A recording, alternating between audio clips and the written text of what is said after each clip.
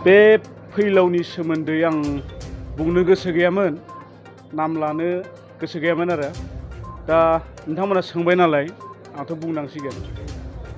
दा फैलाव बसुमतारिया इउपिपिएलजों सापर्ट होदों माबादों बे बिनि खोथा, माने होयोबाबो फेक्टर नङा, बेजों बेगाव मानसि गैया, हल्ड गैया, मानसिया गुवाहाटियावसो थायो। नोंगौ मानसिया बे समस्तिनि, अब्लाबो बेयाव बेनि हल्ड गैया आरो बेखायनो जेबो एफेक्ट गोलैया। आरो बिथांखौथ' मिथिखागौ जोंनि बर' समाजाव थारमाने एसे थाखा फैसानि एसे लब दं मानसिया। औ, बे थांनाय बाराव बिपिएफ सरकार थानायाव मेरला बिपिएफनि इएम एमसिएलए सोरबा एमएलए मिनिस्टार बिसोरनाव थाङै फैसा बिख्ल'ना लाबोदोंमोन जेनेबा। बेनि फिल्म शुटिं खालामग्रा केमेरा पर्यन्त बायना होदों।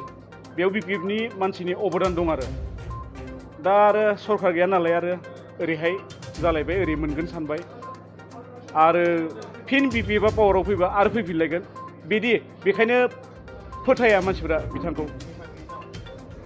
बैथा गैयिनाव जेखै थाङो बबेखै थाङो मिथिरोंला आरो बिदि।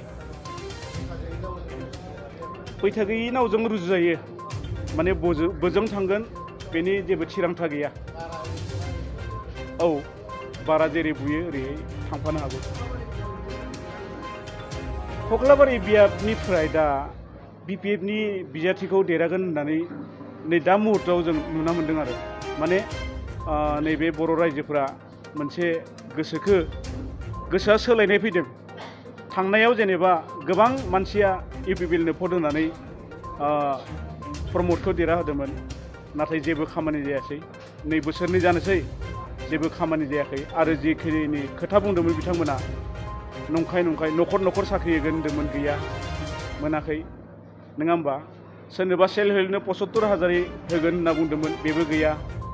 दा बिदिनो सेंग्राफोरखौ जेरैबायदि मोनसे जागरण लाबोदोंमोन, स्किम मोनगोन, थाखा मोनगोन, बायदिसिना लब होदोंमोन, नाथाय बेफोर जाफुङैयाव सेंग्राफोराबो एसे थारमाने गोसोआ गिदिंफिनदों आरो